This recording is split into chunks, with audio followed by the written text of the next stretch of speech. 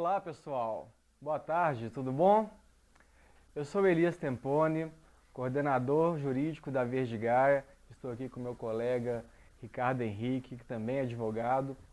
E hoje nós viemos aqui para poder fazer um bate-papo sobre a NR12 e as novas modificações trazidas pela portaria recente da Secretaria do Ministério do Trabalho, número 916 de 2009, publicada agora no dia 31 de julho. Para que vocês possam então estar inteirados sobre as principais mudanças, o que isso pode implicar na vida de vocês e quais os principais pontos, tá bom? Mas antes da gente começar, gostaria de destacar a importância de vocês se inscreverem no nosso canal no YouTube, nos sigam nas nossas redes sociais, no Instagram, no LinkedIn, no site da Verde Gaia. Os nossos canais estarão aparecendo aqui na tela, vocês podem acessar. E aproveitar para dizer também para vocês procurarem seguir o nosso webinar até o final. Não vai ser um webinar muito longo, vai ser 30 minutos no máximo. Um bate-papo bem dinâmico aqui comigo e com o Ricardo. Então, convidá-los para ficar até o final, porque ao final nós vamos divulgar um presente aí para vocês, junto com a nossa equipe de AD dos nossos cursos de ensino à distância. Vamos oferecer um presente, tá legal? Então, fiquem até o final, curtem conosco. Aproveitem aqui a nossa disponibilidade. Se tiverem perguntas sobre a NR12, os principais pontos delas, trazidos por essas modificações, fiquem à vontade para poder postar. A gente vai acompanhar aqui e vamos estar colocando em prática, fazendo um bate-papo para poder tentar esclarecer as dúvidas de todos, tá bom? Então vamos começar. Ricardo, vamos aproveitar aqui. Muito prazer, muito obrigado por ter vindo, tá? Que isso. É um prazer tê-lo aqui conosco. E vamos começar falando sobre as modificações, né? Antes da publicação da alteração da NR12, a gente teve assim, uma vinculação na mídia, até por alguns responsáveis pelo governo, de que teríamos uma redução significativa das NRs e a NR12 seria uma das primeiras, né? E afinal, tivemos uma redução significativa da NR12? Ela mudou muito? Como é que ficou? Bom, boa tarde pessoal, boa tarde Elias, obrigado, eu que agradeço estar aqui com vocês. Primeiramente, falando em questão quantitativa, não teve uma redução da norma, né? Ela basicamente manteve a estrutura que ela tinha, as mudanças que tiveram, a gente vai ter oportunidade de conversar sobre algumas, eu acho. Sim. Tiveram mudanças sim, significativas, Certo. muitas mudanças de terminologia, né, de algumas coisas que realmente ficavam um pouco falhas na norma. Ou dava dupla interpretação? Dava dupla interpretação, exatamente. Teve uma questão, talvez a questão da estrutura da norma, né? Mudou-se toda, quem já tinha decorado aí os itens da norma, né? Tem gente que gosta de decorar itens da norma. O item tal, agora mudou totalmente. Reordenou, né? Reordenou os itens, você teve alguma... Por exemplo, a parte de meio de acesso, né, que antigamente ficava prevista no meio do texto da NR12, tirou toda essa parte do meio, da parte geral da norma e jogou lá para o anexo 3, né, que era onde tinha as figuras, que mostrava o dimensionamento dos meios de acesso, das escadas, enfim. Então houve essa questão primeiro de estrutura, né, e com relação às mudanças que eram esperadas, que eram temidas, vamos dizer assim, em alguns casos, né, a gente viu que não foram tão assim, impactantes, vamos dizer assim. Não houve uma redução drástica, né? Como Nossa, mudou aventou. tudo isso. Atualizou-se muitas coisas, né? Como a gente comentou. Tínhamos questões aí de termos, né? Vamos pegar, por exemplo, a questão de quadro elétrico. Tinha uma parte da norma lá que falava assim, o quadro elétrico tem de ficar permanentemente fechado. Eu achei, mas não posso abrir? Agora não, como é que faz, desde que pode, nas exceções de casos de manutenção, etc. Então, são questões assim que muita gente percebeu nesse sentido também, sabe, Elias? Entendi. Mas, mais uma forma assim, a gente vai conversar mais, né, nesse encontro aqui, mas ficou uma norma bem concisa também, mantendo a coerência com o que já estava, sem dar muita brecha para facilitar qualquer eventualidade de redução do nível de segurança de uma máquina de campo. Isso não houve, a gente não conseguiu ver isso na nossa análise, né? Bacana. E aí também eu aproveito, né, assim, te perguntando também, né, não sei o que você percebeu também, no seu ponto de vista, se houve alguma nível internacional, alguma coisa normas técnicas? O que aconteceu nesse sentido? Assim, da minha percepção, né, a gente estudando a norma e discutindo, a gente verificou assim, que a grande mudança, né, que foi trazida, na verdade, com essa portaria 916 foi a flexibilidade. Né? Então não houve uma redução grande, significativa, mas pudemos perceber flexibilizações, principalmente quando a gente fala de, agora por meio da NR12 foi determinado que subsidiariamente, por exemplo, poderão ser observadas normas internacionais, como as normas europeias do tipo C, que são as normas mais voltadas para a parte de segurança de máquinas. Né? Então, existia uma grande apreensão dos próprios empreendedores que muitas vezes importavam máquinas de uma tecnologia consideradas mais avançadas do que o nível brasileiro, que faziam investimentos altos e que essas máquinas estavam seguindo um padrão internacional e quando chegavam aqui no Brasil simplesmente descobriram que não estavam cumprindo. Por quê? Cumprindo com a NR12 porque em muitos pontos, né, a NR é muito objetiva, muito detalhista. Então, só atende o dispositivo de segurança se tiver essa e essa forma combinado com esse e outro dispositivo. Então, ficava algo muito fechado. A partir do momento que trouxe essa disposição de, agora as normas internacionais poderão ser observadas, primeiro as europeias, de forma subsidiária. Em outros casos específicos que a gente vai ter oportunidade de falar, né? Que não necessariamente são subsidiários, mas é expressamente determinado que se atender uma norma ISO X, está atendendo a NR12, se atender a norma ISO TRY, também está atendendo, se essa é uma máquina certificada pelo Inmetro, que é o nosso organismo nacional de metrologia e regulamentação, também atende a NR12, então deu mais flexibilidade e principalmente para as máquinas, né, que tem um avanço tecnológico, que tivemos um investimento tecnológico e que a NR12, quando lá elaborada em 2010, não teve a percepção de abranger. Com essas modificações e com essa flexibilidade, foi possível, então, avançarmos nesse sentido. Bom, e aí, queria aproveitar, então, também, para a gente dar continuidade aqui ao nosso papo, te fazer uma próxima pergunta, né? Já que a gente está falando da abrangência, do grande avanço que a NR12 trouxe, né, em termos de flexibilidade, quais são os principais pontos ou quais são os principais tipos de máquinas que deixaram de ter que atender a NR12 ou de ter que atender os dispositivos específicos da NR12 com essas modificações, Ricardo? O texto antigo, né, lá de 2010, ele já trazia alguns tipos de maquinários, alguns tipos de equipamentos nos quais a NR12 não se aplicava, né? Ele pegava ali, por exemplo, eletrodoméstico, né? Ele mencionava esse lá, não se aplica para o eletrodoméstico. É verdade. E agora, com essa nova versão, vamos dizer assim, da norma, ela acabou incluindo outros tipos de maquinários, outros tipos de equipamentos. Por exemplo, vamos pegar aqui a questão de ferramentas portáteis, ferramentas semi-estacionárias, equipamentos estáticos, máquinas certificadas pelo Inmetro, há questões de máquinas que já foram concebidas lá, que já estavam contempladas, né, com dispositivos de segurança de acordo com a NBR 3849, a ISO 3849, sistemas robóticos também que atendam a normas internacionais. Acho que o sistema robótico foi uma inovação também, né? É verdade. Até pegando essa mudança, esses avanços de tecnologia, avanços do maquinário industrial, né? Então, algumas normas que antigamente você pegava e, poxa, como é que eu vou colocar, sei lá, um botão de emergência numa furadeira, né? Coisas que não é possível, impossíveis de serem realizadas, né?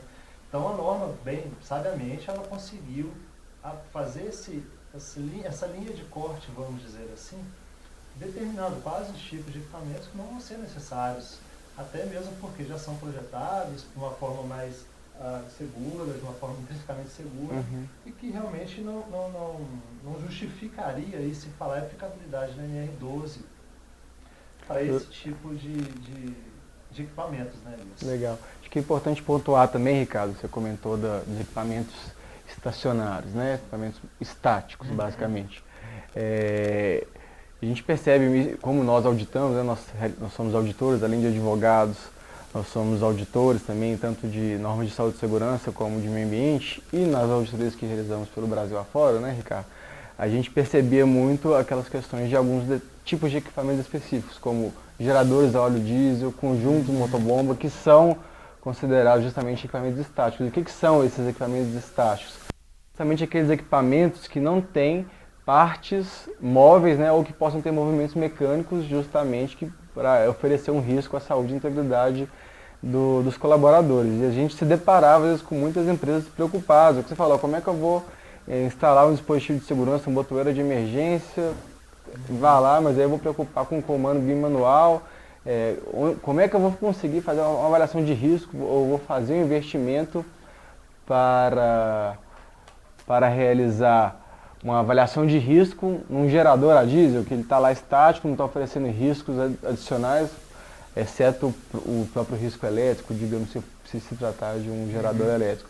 Pô, mas isso já está contemplado na NR10, então realmente não era necessário, só que isso não estava de uma forma expressa na NR12, então a gente via interpretações de empresas elencando, né, os seus inventários e procurando priorizar, ainda que às vezes, em muitos casos, em última prioridade, mas englobando geradores a óleo diesel, geradores elétricos, dentro da NR12, que agora deixou-se, né, de uma forma mais expressa, à parte, não sendo necessário cumprir com esses dispositivos de segurança específicos, que é o que a NR12 traz para máquinas e equipamentos que geram risco ao trabalhador, não é verdade?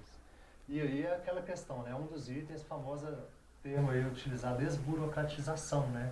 Exatamente. Às vezes não é a questão de facilitar, de diminuir a quantidade de sistemas de segurança, desburocratizar, não. Ou só de revogar, porque tem 100 ou porque tem 200 itens, né? Retirar aquilo que realmente trave ou dificulte a implementação. Teve muito essa preocupação e acabou que a gente viu que a questão foi mais prática mesmo, né? Com certeza, é verdade. E sobre essa questão de, você comentou aí de auditoria e tudo mais, de desburocratização, teve um item, né, que eu acho que era o primeiro item que a gente pedia da NR12 numa auditoria, né? É verdade. E o que aconteceu com ele? Qual que é esse item? Foi a questão do inventário, né? O inventário de máquinas e equipamentos que era previsto na antiga redação, na antiga versão da NR12, deixou de ser obrigatório. Então, até a versão anterior, até o final de julho, existia uma obrigação que todas as empresas tinham que ter um inventário, uma relação de máquinas e equipamentos, mas com a especificação dos dispositivos de segurança existentes de cada uma das máquinas.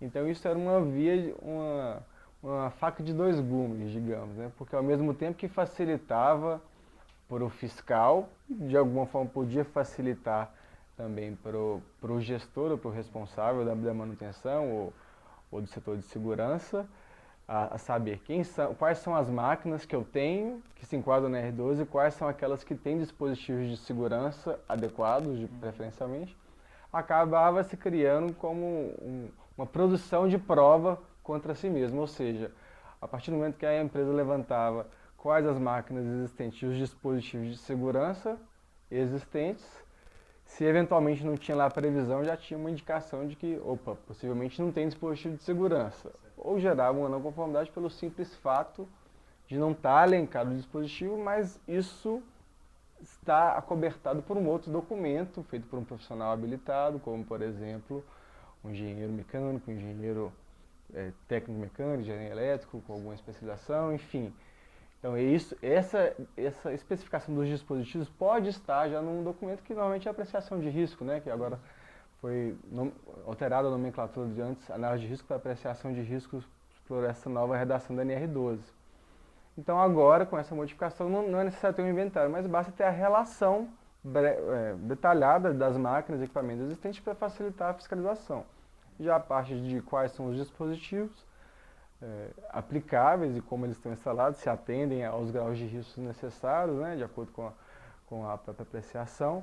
Isso vai ser um documento próprio elaborado pelo profissional técnico habilitado, que a norma determina. Né? Foi mais uma desburocratização. Realmente isso foi um item que facilitou a gestão por parte das empresas. Né? Tinha muita empresa também que estava só, vamos fazer a adequação da NR12, toma aqui o inventário.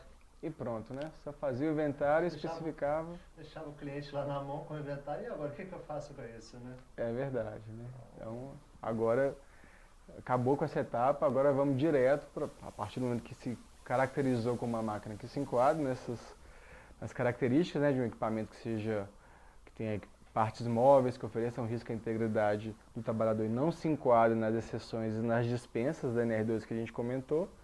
A partir do momento que listou essas máquinas, vamos então partir para uma priorização de apreciação de riscos das máquinas e adequação daquelas que realmente necessitarem dispositivos ou adequações para que a operação daquela máquina seja feita de maneira segura, sem oferecer riscos adicionais, né, para o trabalhador que esteja operando, ou mesmo aqueles que estejam trabalhando nos seus arredores, etc. Né? Aproveitando que a gente entrou nessa parte de dispositivos de segurança, Ricardo, comenta um pouco para a gente também do que teve, né, de modificação na NR12 relacionado aos dispositivos de intertravamento. Houve alguma modificação específica relacionada a isso? Se manteve? Teve uma modificação sim, Elias. Até a norma agora, nessa nova texto, né, da NR12, ela traz expressamente lá, que vou ler aqui, né, porque a gente não conseguiu decorar ainda. Às vezes é muito técnico também a redação, né? Então a questão assim, da ligação em série, na mesma interface de segurança de dispositivos de intertravamento de diferentes posições móveis, podem ser adotados desde que observado o disposto na ISO TR 24119. Então, não tinha também, salvo engano, algum dispositivo específico nesse sentido na norma anterior. Então, ela trouxe também mais... A gente vê que ela está mencionando muitas normas, muitas NBRs, técnicas, né? Sejam ISO, sejam europeias, né? É aquela flexibilidade que a gente falou no início, sim, né? Sim. Isso dar mais respaldo técnico até para o profissional que vai executar qualquer atividade, qualquer intervenção, qualquer preparo no próprio dispositivo de segurança, porque antigamente ele ficava um pouco perdido, né? Não tinha uma diretriz, um norte. Hoje a norma já traz expressamente quais as ISOs, quais as TRs da vida que ele vai ter de observar para fazer as adequações, como no caso dessa. Ou seja, então na verdade não é necessário que tenha um dispositivo de intertravamento para cada tipo de intervenção na máquina. Se você tem várias máquinas semelhantes, você pode fazer essa ligação em série dessas máquinas, desde que se observe uma norma técnica que já era prevista, né, na NBR, essa ISO que você comentou. TR 24119. ISO TR 24119.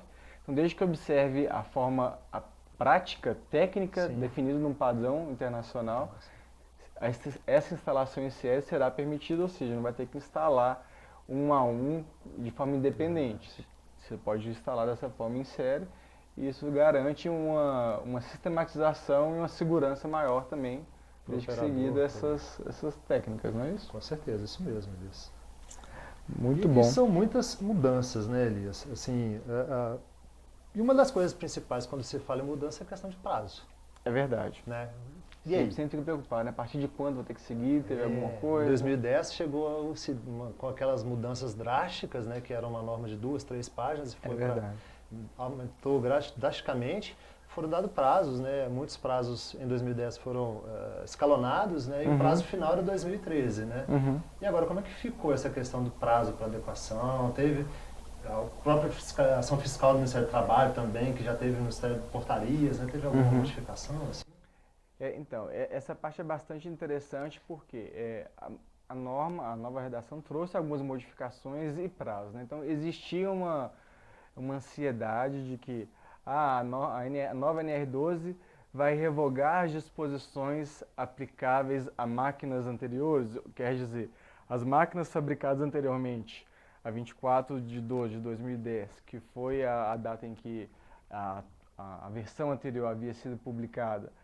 Então, essas máquinas fabricadas anteriormente deixarão de ter que atender a NR12, deixarão de ter que fazer uma apreciação de risco para avaliar os dispositivos de segurança necessários, de acordo com as novas diretrizes. Então, existia essa ansiedade de querer que houvesse essa revogação, de somente aplicar as disposições de novos equipamentos ou novos sistemas de segurança para as máquinas fabricadas a partir de 24 de 12 de 2010. Porém, isso não aconteceu. Essa flexibilização ocorreu basicamente somente com as questões de instalação das máquinas, principalmente com aquela disposição de necessidade de a máquina observar a segurança intrínseca, quer dizer, Quando ela for projetada, ela tem que garantir que todos os seus movimentos ou todas as suas fases, né, seja na parte de projeto, transporte, movimentação, instalação, manutenção e utilização, sejam feitas considerando padrões de segurança intrínseca, ou seja, prever que qualquer movimento básico e normal seja feito com segurança sem oferecer riscos para a integridade. Então, a necessidade de a máquina prever isso em seu projeto somente vai valer para as máquinas fabricadas a partir de 24/2/2010. Para as máquinas anteriores, não tem mais essa exigência com relação à necessidade de se prever dispositivos no projeto, né, de segurança intrínseca por parte do fabricante. Porém, ainda se manteve a questões de prazos que já haviam sido colocados pelo Ministério do Trabalho em portaria anterior, né, com relação à fiscalização. Então, se eventualmente alguma empresa que não conseguiu se adequar à NR2, porque a gente sabe que não é tarefa fácil, né, Ricardo? Quando a gente está falando de NR2, a gente está falando de muitas vezes empresas que têm parques industriais com mais de 1.000 máquinas, 5.000 máquinas, máquinas antigas, mesmo às vezes empresas que têm um parque industrial menor, 100 máquinas, 200 máquinas. Quando possuem máquinas mais antigas, né, ainda que seja, tem 20 anos, 30 anos, 10 anos aquela máquina, poxa, mas quando foi adquirida, via de regra, estava sendo cumprido o padrão para aquela época. E aí, de repente, eu investi 200, 500 mil, 1 milhão naquelas máquinas. E de repente, 5 anos depois, ou 10 anos, 20 anos depois, agora eu tenho que descartar, tenho que jogar fora, mas e o investimento que eu fiz, como é que vai ficar? Claro, tem toda uma preocupação com a segurança do trabalhador, se realmente é uma máquina que teve um investimento significativo, mas que estava oferecendo um risco também significativo para os trabalhadores, com incidência de acidentes, históricos de acidentes em outras empresas ou na própria empresa, é claro que aquilo tem que ser priorizado. Mas aí, considerando todo esse contexto, eu acho que o legislador, de certa forma, teve uma sabedoria, de certa forma, no sentido de manter a disposição que fala, né, que a necessidade da dupla visita ou da dupla fiscalização, basicamente. O que é isso?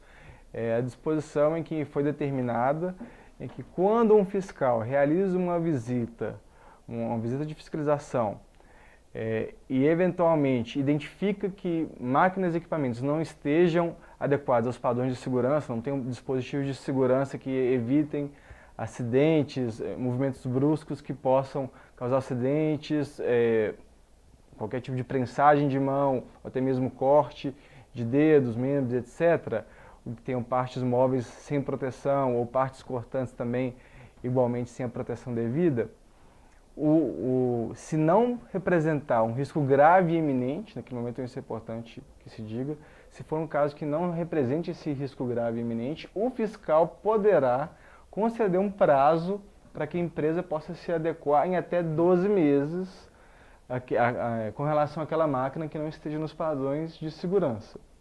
Então, é um prazo de até 12 meses. Eventualmente, ele pode conceder um prazo pela condição, pelo risco aqui, não é iminente, mas pela quantidade de trabalhadores expostos, não dá para esperar 12 meses porque é um risco grande. Vamos colocar 3 meses, vamos colocar 1 mês. Isso pode ser discricionariamente negociado ou definido junto com o órgão. E isso, inclusive, na verdade, se não houver a concordância, se houver a necessidade de um prazo até maior do que 12 meses, existe a possibilidade. Só que aí, neste caso, não vai ser o fiscal somente que vai poder autorizar. A empresa vai ter que apresentar a justificativa técnica, e se for o caso econômica, viável, falar, ó, não é possível por isso, por isso, por isso. Preciso, ao invés de 12 meses, preciso de 18 meses para adequar essas máquinas específicas com a justificativa técnica. Eventualmente poderá ser aprovado, ainda que seja acima de 12 meses, se além do fiscal, o coordenador ou o superior hierárquico dele também validar essa autorização. Então não é algo que vai ficar só na mão ali do fiscal.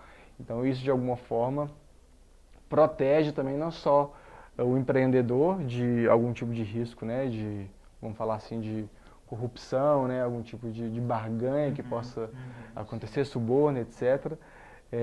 E ao mesmo tempo vai ter o coordenador que vai ter que validar. Realmente, se for provado, demonstrado que não é tão simples de fazer uma adequação e que aquilo não esteja oferecendo um risco significativo de acidente, poderá haver essa adequação. E aí a pergunta é, mas então isso vai vigir ad eterno? Sempre que acontecer qualquer tipo de atuação, o fiscal poderá realizar esse tipo de, vamos dizer assim, de benefício de dilação de prazo?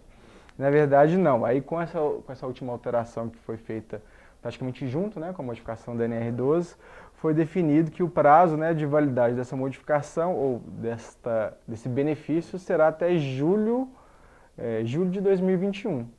Ou seja, durante as fiscalizações que ocorrerem até julho de 2021, os auditores fiscais poderão conceder esse benefício, vamos dizer assim, de uma dilação de prazo. Significa dizer, você está sendo auditado e você tem uma máquina que não está adequada,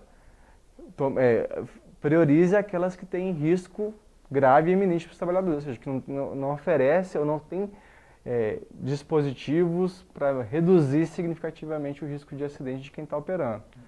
Porque se essas máquinas não tiverem essa condição de segurança e acabar oferecendo um risco grave e iminente, poderá ser atuado de imediato no ato da fiscalização. Mas se tem dispositivos de segurança, ainda que não sejam todos os dispositivos previstos após uma apreciação de riscos que a NR12 exige, é importante então que a empresa saiba que no caso de não oferecer risco grave e iminente, existe essa possibilidade da dilação do prazo. Mas aí fica aquela situação, né, Ricardo? Como saber se o fiscal vai me prorrogar por 6 meses, por 12 meses? Então, não tem como saber, né?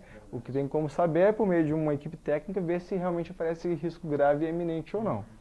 Se não, pode-se saber, adiantar que existe a possibilidade de dilatar esse prazo. Mas aí vai ser uma avaliação de risco que a empresa tem que fazer e a gente recomenda, claro, sempre priorizar a adequação. Mas também sabemos que a maioria das empresas, se não todas, trabalham com recursos escassos, né, Ricardo? E muitas vezes, se a gente está falando de um parque industrial maior, de acordo com o tamanho da empresa, nem sempre ela vai ter investimento e recurso para adequar todas as máquinas de uma vez só. Ainda que essa norma já esteja aí há vários anos em vigência, a gente sabe que foi um desafio, que está sendo um desafio muito grande ainda, então nem todas as empresas conseguem se adequar da forma devida, não é isso? Com certeza, Elias. Hoje em dia, o orçamento das empresas, principalmente equipes de HS, né, de saúde e segurança aí das empresas, acho que o maior, como se diz, recurso que eles se preocupam mais para os anos fiscais seguintes, né, o orçamento é a adequação da NR12, né? Exatamente. E a gente vê assim que hoje a norma é técnica, a norma é concisa, a ideia da norma é boa, mas a gente precisa também de bom senso dos profissionais, né? É verdade. Desde as empresas, passando pelos auditores fiscais, até mesmo para nós na consultoria, para um auditor externo, né? Uhum. Justamente por esse sentido, porque eu estava numa empresa de pouco tempo atrás, e o cliente comentou comigo, teve um auditor externo nosso aqui que dá uma conformidade maior porque a gente não atende a NR12. O cara vai ter 90 dias para adequar, vai perder a certificação dele, porque 90 dias o prazo. Não consigo. Se a legislação está dando prazo de até um ano, o auditor vai querer dar um prazo menor ainda, né? Então, o que a gente precisa de ter hoje, né, de ser mais disseminado é bom senso, né? Igual você comentou, muito bem falou. É a questão de priorizar o risco, né? Priorizar o risco no sentido assim, de qual máquina hoje oferece mais risco e conseguir fazer uma linha de atuação para esses mais críticos, quais seja a classificação deles, a categoria, de risco, a forma como você vai categorizar esse risco da máquina, né? Porque senão você fica sem nenhum critério. Fica também subjetivo, né? É verdade. Ricardo, o papo tá bacana, mas antes da gente avançar, vamos ver se a gente tem alguma pergunta aqui na live, que o pessoal está participando. Vamos só passar aqui rapidinho aqui uma pergunta. Eu tô vendo que a gente tem uma pergunta sim, vamos olhar aqui, tem algumas perguntas, nem todas a gente vai conseguir fazer, mas, pessoal, vocês podem continuar enviando aqui, que se porventura a gente não conseguir responder a todas, está chegando muitas perguntas, a gente depois vai responder cada um individualmente nos contatos, tá? Mas vamos selecionar aqui. A gente tem a pergunta do Adriano Francelino. Ô Ricardo, o Adriano pergunta o seguinte: a apreciação de riscos feita pelo técnico de segurança tem validade legal em termos de auditoria, por exemplo? Boa pergunta, Adriano. Veja bem, antigamente antigamente quando eu falo assim, quando a gente sempre fala, né, é a norma anterior, né? Uhum. Você tinha uma concessão apenas ao profissional habilitado, Uhum. né, para diversos atendimentos à NR12. Uhum. Entre eles, elaborar a apreciação de risco, implementar os dispositivos de segurança, isso tudo era a cargo apenas de um profissional habilitado. Uhum. Só recordando, né, o próprio glossário da norma, isso não mudou, se não me engano, acho que não mudou, desculpa. O que é o profissional habilitado? Né? Que era aquele profissional que possuía um registro junto ao ativo, né? Evidentemente, junto ao conselho de classe. Agora, quando você fala essa questão, estou procurando aqui na norma o texto novo dela, ela agora deu a prerrogativa, além do habilitado, você tem também o capacitado e o qualificado. Uhum. Todos eles podem participar dessas etapas de adequação da NR12, Uhum. desde que autorizados pela empresa. Uhum. Né? Então, hoje, evidentemente, que todos os dispositivos de segurança que são determinados nas apreciações de riscos vão estar sob a responsabilidade técnica de um profissional habilitado. Quem vai elaborar esse documento, a norma hoje dá essa flexibilidade. Tá? Uhum. Então, assim, a gente vê essa também desburocratização, vamos pensar nesse sentido. Entendi. Então seria basicamente, o profissional habilitado continua com a responsabilidade de fazer a apreciação de risco, mas a instalação dos dispositivos de segurança é que pode ser, né, para um profissional seja habilitado, um profissional qualificado, que eu acho que poderia ser o caso desse técnico de segurança, né? Apesar de que hoje em dia, muitas vezes a gente percebe que o técnico de segurança ele pode estar também registrado no CREA, né?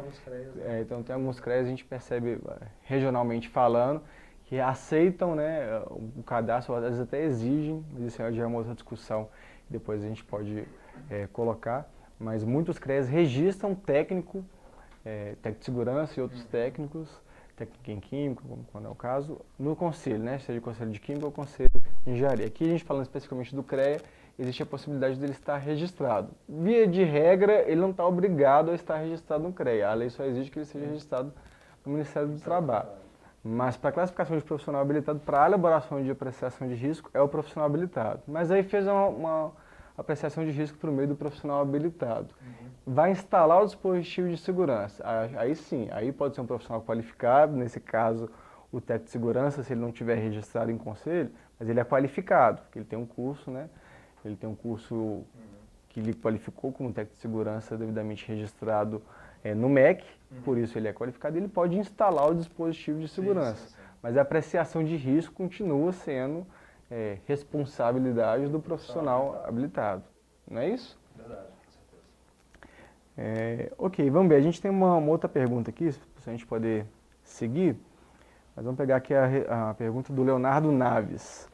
O Leonardo Naves pergunta se ainda haverá necessidade de elaborar o prontuário, fazer avaliação de riscos, levando em consideração a exposição. Está falando de prontuário, né? Como é que chama? O Leonardo Naves. Leonardo, assim, a norma NR12 eu não me recordo. Não exige assim, prontuário. Essa terminologia. Ah, tá. Depois ele colocou aqui, correção, inventário e não prontuário. Então, ok. Então, aí tá. Realmente, prontuário, mais outras normas. NR10, NR20 exigem elaboração de prontuário. NR12 era inventário. Inventário não mais, você estava dizendo, né, Ricardo? A gente até comentou antes, né? Isso. Só uma relação das máquinas, dos equipamentos, né? Exatamente. Mas ele perguntou, então vamos corrigir. Se haverá necessidade de elaborar inventário, a gente já falou no início, né, que não, o Ricardo já confirmou, mas ele quer saber. E fazer a avaliação de riscos, levando em consideração a exposição do risco. Essa sim, né, Ricardo? Principalmente as diretrizes da NBR 2100, né, que traz todas essas diretrizes. Exatamente. O que aconteceu foi que ela mudou o nome, né? Não chama mais de avaliação de risco, agora ela está dando uma nomenclatura de apreciação de risco, mas basicamente é a mesma coisa, só uma nomenclatura mais específica, mas tem que avaliar quais são os riscos realmente envolvidos com aquela máquina, para você poder definir a categoria de risco daquela máquina e aí, numa fase sequencial, definir quais serão os dispositivos de segurança necessários, de acordo com a apreciação de riscos, para que aquela máquina possa operar, ou para que qualquer operador possa operá-la sem um risco significativo para a sua integridade física. Ou, né, de uma forma geral, para a sua saúde, né, de uma forma geral. É isso, Ricardo? Isso mesmo, Elias. Vamos dar continuidade, depois a gente volta nas perguntas, né, Ricardo? Só para a gente Bem. fazer aqui um pouco mais dinâmico. A gente tinha alguns outros tópicos para poder tratar, aí a gente vai tentando dar sequência e depois a gente volta em mais perguntas, tá, pessoal? Mas isso vocês podem continuar fazendo, daqui a pouco a gente faz uma nova pausa para as perguntas. Aí, Ricardo, queria aproveitar então aqui até para a gente gerar mais polêmica, porque o papo está ficando bacana, pensando mais na parte prática, né? A NR12, a antiga versão, ela tinha uma disposição que exigia que todo operador, antes de iniciar o turno, né, antes de iniciar a sua operação, ele tinha que fazer uma espécie de inspeção, um checklist mesmo, que a gente usa na nossa linguagem mais técnico-jurídica, né? De fazer um checklist para verificar se os dispositivos de segurança estão funcionando adequadamente, justamente para que se acontecer alguma emergência, algum tipo de risco, e se precisar usar os dispositivos, eles estejam funcionando. Então, até então, tinha essa disposição de, necessariamente, tinha que registrar, né, que fazer essa verificação. Isso mudou? Como é que mudou? Como é que ficou essa questão? Isso aí era muito comum, né? Sempre quando a gente fazia alguma visita, alguma auditoria em campo, né? Você via lá nas próprias máquinas, né? Ficavam disponíveis ali, ou em painéis próximos, os checklists pré-operacionais, pré-turno, enfim, seja lá, cada um, não existe uma nomenclatura própria, né, específica, melhor dizendo. Mas ali hoje, o operador, né, antes, como você comentou, ia operar o equipamento, ele verificava a laboratória de emergência, dispositivos de segurança, estavam todos operando de forma adequada. Quando tem sensores de presença, por exemplo, as cortinas, né, de luz, etc., sempre se testava, né? E aí você sempre verificava isso, o registro que a gente conseguia evidenciar era o próprio checklist que ficava disponível no equipamento. Todavia, agora não é mais obrigatório ter esse registro. A norma manteve essa obrigatoriedade do operador fazer essa inspeção, fazer essa averiguação antes do antes do uso do equipamento, só que ele vai e coloca que não é obrigatório o registro em livro, em ficha ou qualquer sistema informatizado, essa inspeção pré-operacional do equipamento. Certo. Então é uma coisa que das mudanças ficou um pouco subjetiva, assim, como que você vai evidenciar que foi feita essa tipo de inspeção? Você tem que ser numa entrevista, conversar, então as empresas vão ter que cada vez mais conscientizar o operador da importância disso, mesmo que ele não se registre, embora nós, jurídicos, né, a gente sempre, a evidência nunca é demais, né? Então não custa manter quem já tem isso. Para um respaldo, né, no caso de um processo trabalhista, é importante documentar para provar que fazia, né? Apesar da norma não exigir, dispensar expressamente que não tem esse registro, a gente entende que é um registro que deva ser mantido. Quem já implementou, que continue, é um item que acaba forçando o operador a realmente verificar alguma coisa. A gente sabe que tem muito ali que vai no automático, né? Preenche no automático o checklist, você chega lá, preenche o negócio errado, vai até demais, não, mas essa máquina, esse aí preenche errado. É comum a gente ver. Ou às vezes a gente chega e já está preenchido até no dia seguinte, né, Ricardo? Então, isso, eu acho que nesse sentido, até da burocratização, até complementando a sua fala, eu acho que no sentido de acabar ou de reduzir a burocratização, eu acho que talvez nesse sentido possa ter sido um objetivo, né? Vamos reduzir a papelada. É mais importante realmente realizar a inspeção na prática do que só marcar, porque se falar que só tem que marcar, o cara pode simplesmente marcar lá que fez a inspeção e não fez, né? Mas eu acho que o mais importante é o que você falou, né? Que eu concordo plenamente. Deixou-se de exigir que se registre que fez essa inspeção. Poxa, mas a gente está falando dos dispositivos de segurança. É importante que você... Até para quem opera a máquina, né? Se eu opero a máquina, eu gostaria de sempre que antes de iniciar a operação dela, eu vou checar, deixa eu ver, tem cortina de luz, tem sensor de presença, deixa eu ver se esse sensor está funcionando. Tem a botoeira de emergência, vou testar a botoeira de emergência, o que mais que tem no dispositivo aqui? Tem comando bimanual, deixa eu ver se o meu comando bimanual está funcionando de forma adequada, não vai deixar movimentar sem fazer o uso das duas ao mesmo tempo, se é simultâneo, né? Porque às vezes tem comando bimanual que não está adequado a NR12, então não é simultâneo, não adianta nada. Eu posso estar manuseando o equipamento, o acionador, prendeu algum tipo de peça ali na máquina, eu vou lá tentar tirar aquela prensa, ou a peça da máquina vai lá e prensa meus dedos, minha mão, etc. Né? Então é importante fazer essa checagem prévia antes de usar. É claro, além das próprias manutenções que tem que ser feitas por alguém capacitado, qualificado, né? Que isso não afasta, né, a responsabilidade dos profissionais da manutenção fazer a manutenção prévia e as expensões, mas também como uma forma preventiva, o colaborador, antes de iniciar, o operador da máquina, antes de iniciar a operação, fazer a checagem é importante também para a segurança, não é mesmo? Concorda, né, Ricardo? Com certeza. Porque você está aproveitando o que você está falando, né? É muito comum a gente ir no setor, quando vai ver a questão de manutenção preventiva, né? Como é que está sendo feita a manutenção preventiva? E mostra-se toda aquela itens de checklist, né? Não, mas e aí? E a manutenção preventiva do dispositivo de segurança? Ah, não, a gente não faz, só da máquina. Poxa, Exatamente. o que a norma toda pede para você fazer, todos esses itens, 160 páginas pedindo para você criar um dispositivo de segurança, não dá manutenção preventiva. Muitas vezes se preocupa mais com a questão de produtividade, na operacional, se ela vai render mais, se ela está com óleo ali que vai fazer ela travar, ou se ela vai de alguma forma não ser tão produtiva assim. Então muitas vezes a gente vê mais na eficiência da máquina com produção do que com os dispositivos de segurança. Né? Então realmente isso tocou num ponto importante. Se eventualmente um falhar, o outro está identificando, então esse duplo controle é importante porque a gente está falando da segurança, da integridade dos funcionários, que eu acredito é até importante falar em estudos recentes que vão sendo publicados pelo Ministério do Trabalho, está lá no portal também Smart Lab, mostra que um dos fatos geradores, ou um dos fatos causadores de acidentes do trabalho são, na verdade, as máquinas e equipamentos. Então, cerca de 20, agora se eu não me falha a memória, 20 a 25% dos acidentes que ocorrem, acidentes do trabalho com emissão de CAT, comunicado de acidente de trabalho, ocorrem envolvendo máquinas e equipamentos. Então, se você não tem um controle mais rigoroso, mais preventivo, a empresa não vai conseguir reduzir esses índices, não é mesmo?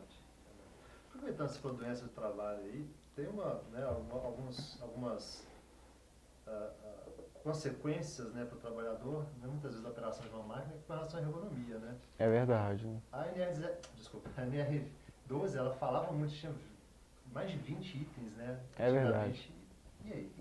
Na verdade revogou, né? Agora esses itens de ergonomia foram retirados da NR20, mas eu não entendo, da NR12, mas eu não entendo que isso tenha de alguma forma reduzido a preocupação com a segurança, porque nós já temos a NR17, que é a norma regulamentadora específica para a ergonomia, que já trazia uma relação grande de obrigações, na verdade, não pontuais como a NR12. Né? A gente está falando justamente que às vezes ser pontual demais, às vezes pode engessar. E quando a gente fala de ergonomia, a gente tem várias metodologias de avaliações ergonômicas, né?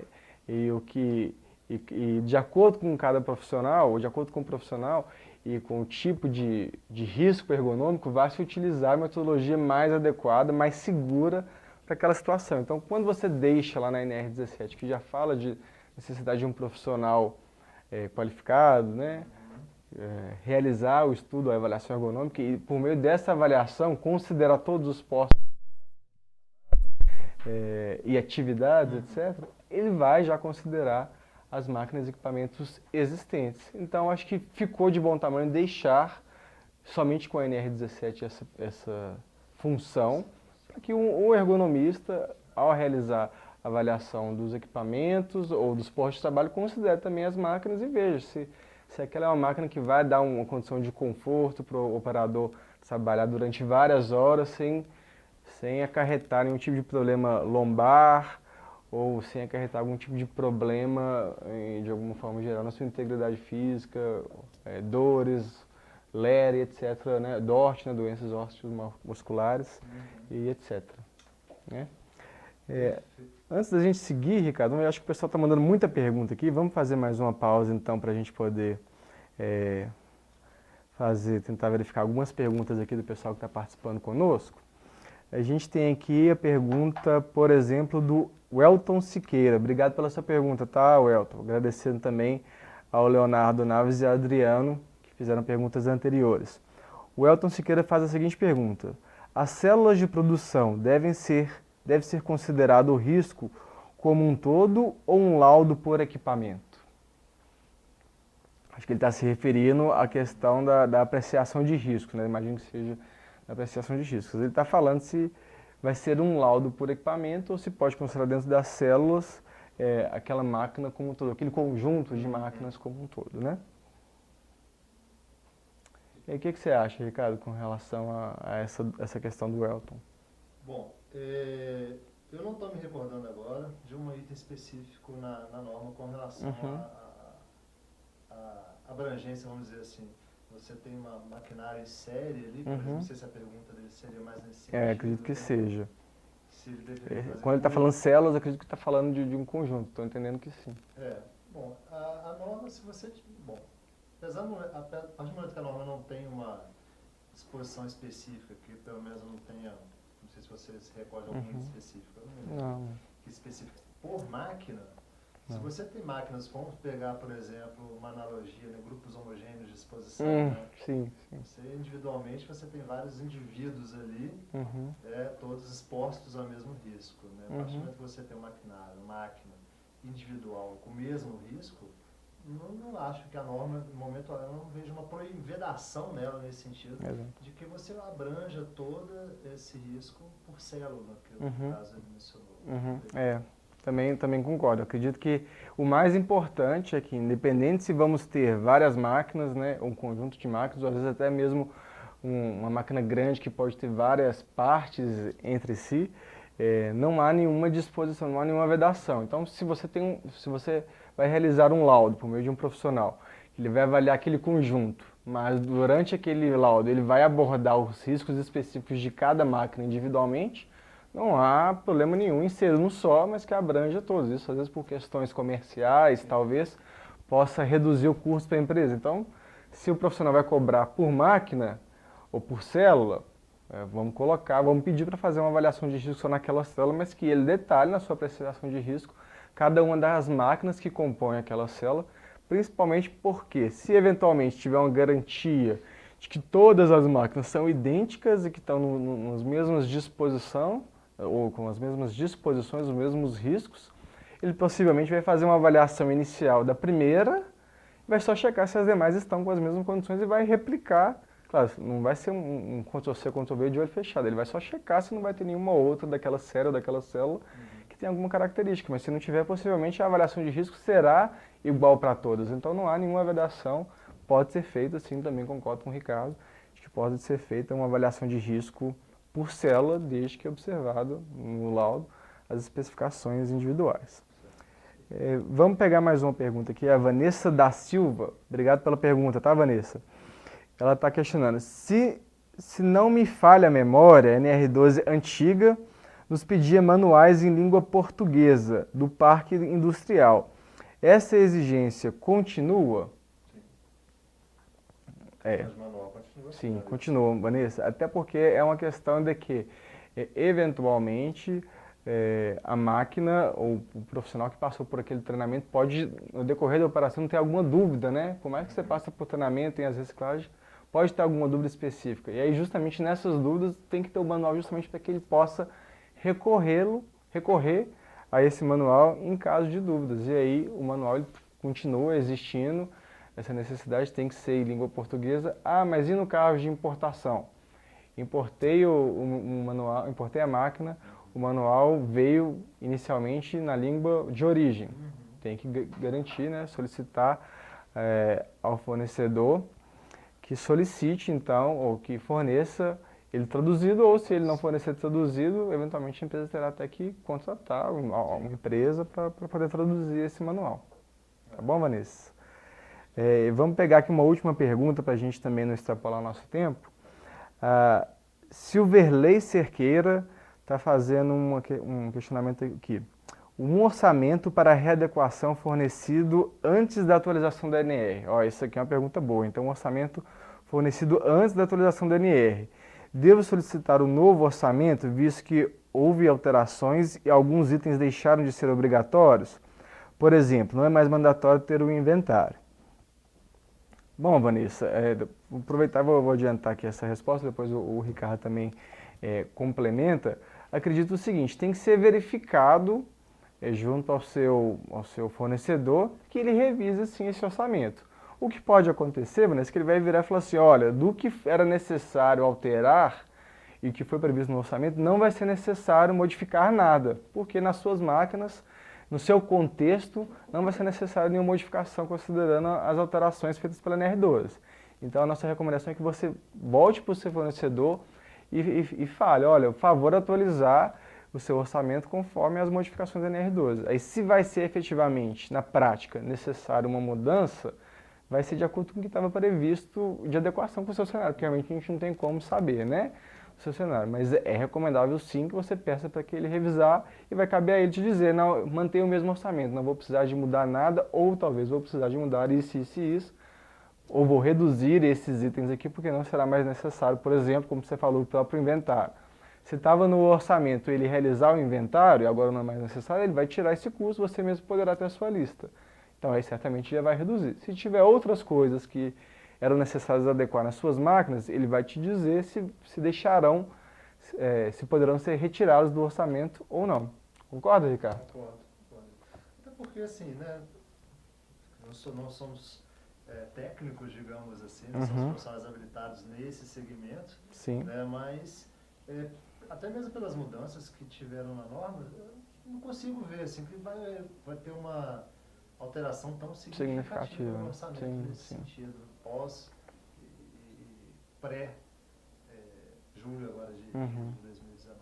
Exatamente. Mas a questão do inventário que a gente pode dizer mesmo, né? Mas de modificação prática, só vendo lá no detalhe das máquinas para ver se alguma coisa poderá ser dispensada. O que a gente falou, a questão de projetos. Se eventualmente no orçamento estava prevendo lá projetos para máquinas fabricadas antes de 24 de 2019, essa pode ser uma parte que não vai ser necessário uma adequação tão detalhada como se previa antes. Então, tinha máquina aqui que não tinha projeto, que o projeto não previa adequação à questão da segurança intrínseca em todas as suas etapas. Bom, esse é um ponto que pode ser considerado. Estou vendo que você previu aqui no orçamento revisão do meu projeto, pode tirar porque eu vi lá que agora não tem essa exigência. Talvez seja né, Ricardo, que tivesse a ser alterado. Fora isso, também teria que ser uma análise mais técnica pelo fornecedor.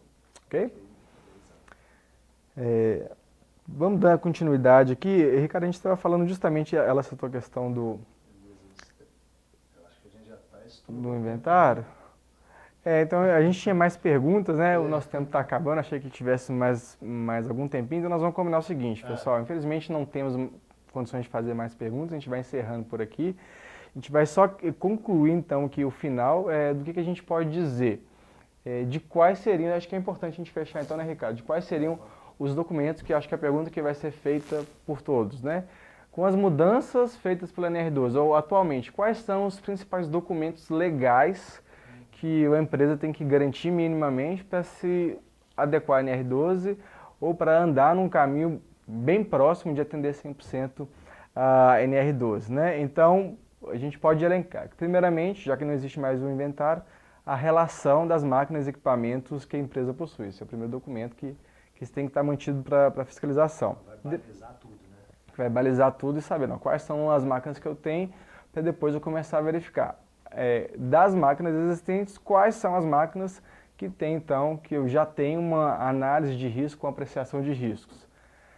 Mas se eu tenho uma parte das minhas máquinas que foram adquiridas depois de 24 de 12, por exemplo, de 2010, pode ser até que elas já tenham sido fornecidas adequadas à NR12. Então o que eu preciso? Eu preciso de um laudo ou um documento assinado por um profissional habilitado do fabricante que ateste, né, Ricardo, que essa máquina já foi fabricada atendendo os padrões da NR12. Então ele tem que atestar por meio de um profissional habilitado. Se for uma máquina fabricada, adquirida antes, né, de 24 de 12 de 2010, tem que ter apreciação de riscos para poder priorizar e identificar quais são os dispositivos de segurança necessários para aquela máquina, para aí sim, ao final da apreciação de risco, priorização, adequação, ser emitido um laudo que comprove que aqueles dispositivos de segurança previstos na apreciação de risco foram devidamente instalados e aquela máquina está em condição de segurança.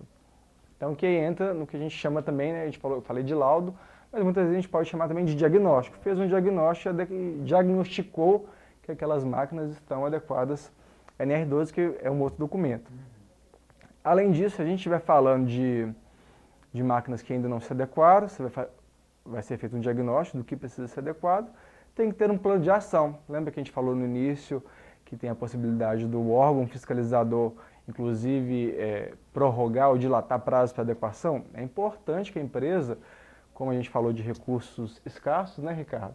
Se tem lá a relação de máquinas que precisam ser adequadas, defina um plano de ação, priorize aquelas máquinas que têm um risco maior, principalmente aquelas com risco grave e eminente, tem que ser adequada de imediato. E as que estão com risco do maior para o menor vão sendo priorizadas de acordo com os recursos, de acordo com a viabilidade técnica e econômica da empresa de adequar essas máquinas. E aí esse plano de ação vai servindo de balizador para a empresa gerenciar e quando eventualmente for fiscalizada já conseguir demonstrar essa gestão e até conseguir, né, pleitear uma dilatação do prazo, né, Ricardo? Mostrando, olha, estamos fazendo gestão, estamos priorizando as máquinas mais com risco maior, essas que não foram priorizadas ainda apresentam um risco menor, então tudo isso colabora para que a empresa consiga demonstrar essa gestão preventiva frente aos organismos, aos auditores fiscais e consiga a dilação de prazo, que é uma prerrogativa dada pela própria NR. Outro documento que é importante se garantir, que é o manual, são os manuais das máquinas e equipamentos, como a gente falou aqui, a necessidade de ser em língua portuguesa se mantém. Linguagem clara, né? Sem aqueles manuais, desculpa aí, né? Sem aqueles manuais que você tem que pegar, né? O que está dizendo? Pois é. Né? Ainda mais para o operador, né? Tem que ser uma linguagem mais clara mesmo, para que todo mundo consiga entender, até mesmo a gente. Né? Porque exatamente. a gente precisa de ver o manual. Exatamente. O manual que a gente pega aí, mesmo estando em português, língua portuguesa que não dá para entender. Exatamente. Então o manual ele continua sendo importantíssimo. Os procedimentos operacionais, outros documentos, né, que é importante, procedimentos operacionais de segurança, é claro, não é um procedimento operacional de qualidade que fala como ter a maior produtividade naquela máquina, mas que pode ser sim integrado com qualidade, mas prevendo as condições de segurança para evitar acidentes.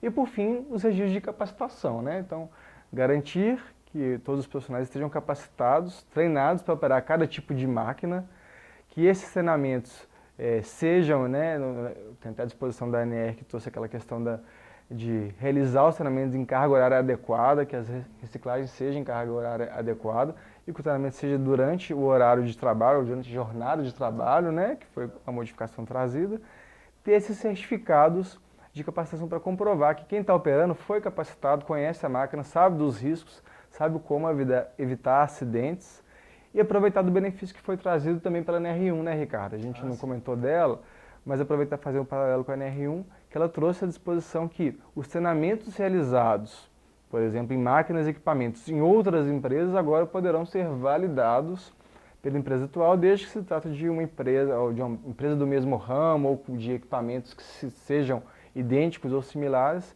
de forma a aproveitar aquele treinamento. Então, seria um custo a menos aí para as empresas, ao contratar profissionais já qualificados na operação de máquinas e equipamentos, não ter que fornecer novamente outro treinamento, como era exigido na NR12 anterior. Não é isso? É desburocratização, é isso. Então a gente está fechando, né, Ricardo? Vamos só dar alguns recadinhos aqui. A gente prometeu que ao final daríamos um presente, né, do pessoal aqui do nosso setor de EAD, de cursos e ensino à distância. O presente é o seguinte, pessoal.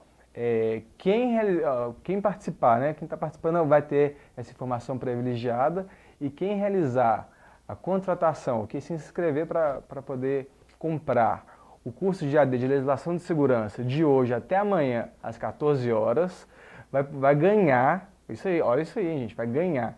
Vai ter a opção de escolher um curso, qualquer curso da Verdigaia, da plataforma de EAD, com um custo de até o dobro do valor do curso de Legislação de Saúde e Segurança. Então a gente tem diversos cursos lá, né, Ricardo? Por exemplo, quem é da área de segurança, não fez ainda o curso de interpretação da ISO 45001, Gestão de Saúde e Segurança Ocupacional, ou não fez o curso de auditor interno da própria 45001, ou mesmo auditor interno, você quer se capacitar como auditor interno, integrado para ISO 45001, ISO 14001 e a ISO 9001, você tem a possibilidade agora de comprando o curso de Legislação de Saúde e Segurança, que inclusive o nosso instrutor nesse curso é o próprio Ricardo, né, Ricardo? Um deles. Um deles. Então, nesse sentido, quem comprar esse curso até amanhã, então prestem atenção, gente, o prazo é só até amanhã.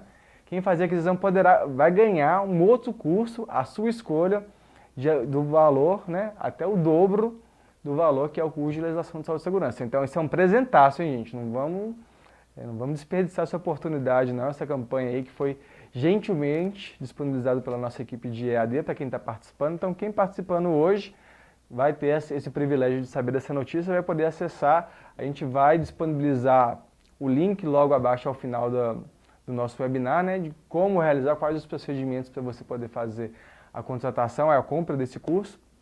Então fique ligado. E eu queria aproveitar, né, como a gente estava falando aqui muito de auditoria, né, Ricardo? A gente realiza muitas auditorias em saúde, segurança e meio ambiente. Aproveitar para comentar que nós estamos já com as agendas bem lotadas, né? Estamos com as agendas para os meses de agosto, setembro, bem cheias para a realização de auditorias de conformidade legal, principalmente saúde, segurança e meio ambiente.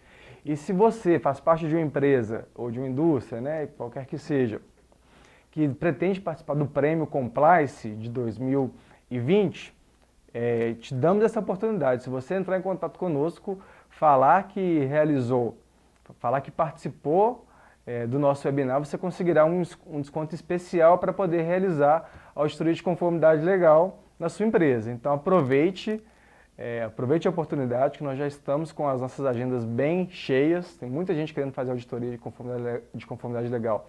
Aproveitando que as NRs estão modificando, então tivemos a NR12 modificada, a NR1 modificou também. Já temos um cronograma de alterações das NRs nos próximos meses. Então você pode aproveitar que essas NRs vão ser mudadas e já programar também a sua agenda de auditoria de conformidade legal para checar se a sua empresa cumpre com essas NRs e aproveitar e já participar também do Prêmio Compliance, que no ano que vem, quem realizar a auditoria nesse ano, no ano que vem terá a oportunidade de ter esse reconhecimento do alto padrão de cumprimento a legislações, seja de saúde e segurança, seja de meio ambiente e na parte de saúde e segurança, contemplando principalmente as NRs, tá legal? Então não deixem de aproveitar essa oportunidade, baixem aí no link, depois a gente vai ter os comentários, principalmente da Diane, da Mônica, com as instruções.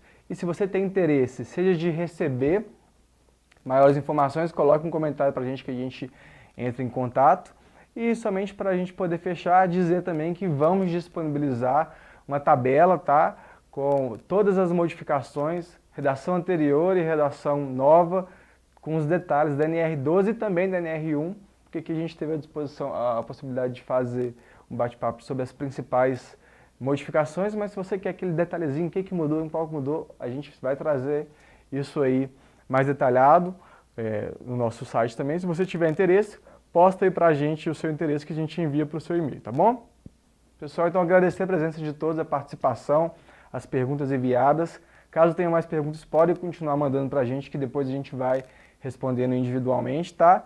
E no mais, agradecer a disponibilidade e atenção. Espero encontrá-los no nosso próximo Fast Class, ok? Quer falar mais alguma coisa, Ricardo? Agradeço a todos aí, desculpa um pouco pela passada nos horários, mas o papo tava bom, né? O papo tava bom, acabou esquentando. Espero vocês na nossa próxima Fast Class, tá bom, pessoal? Obrigado, boa tarde a todos, tenham uma boa semana.